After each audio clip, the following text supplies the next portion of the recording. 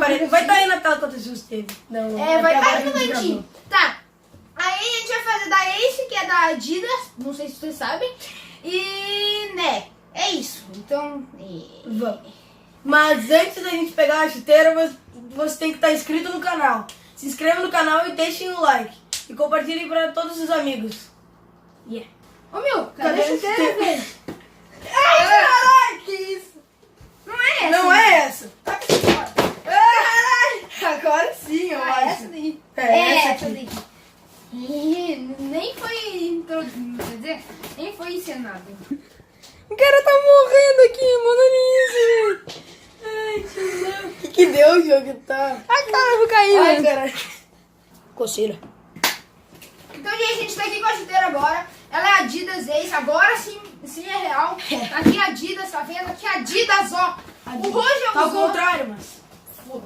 O Roger usou ela, tá? Uma vez. Não, duas. Essa daqui, ó, gente. Essa daqui. Tinha lanterna? Tinha. Tu pegou a piada? Não, então dane-se.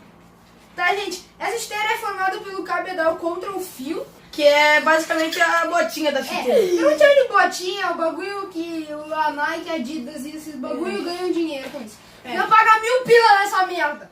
Esse solado aqui é o solado total contra, que foi feito pela Adidas, que serve pra ter mais mobilidade, acertar mais o passe, finalização. Velocidade, controle também. Exato. Ele E esqueceu. dá pra perceber que já foi usada umas 2, 3 vezes, tá com as marquinhas de sujeira aqui, mas não me prestei a lavar e ficou assim.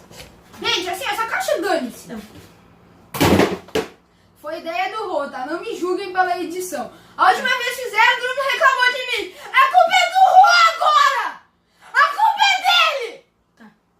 Eu buguei o áudio, acho que eu quebrei o áudio dos caras. Galera, quando fala que o cu tá piscando, é verdade. Gente, a primeira Adidas Ace do mundo, da face da Terra, que a gente pesquisou, foi essa daqui. E a última que a gente conseguiu pesquisar foi essa daqui. Então elas estão aparecendo aí pra vocês, tá? E é bem diferente a bagulho, o João parece que tá cagando aqui de novo.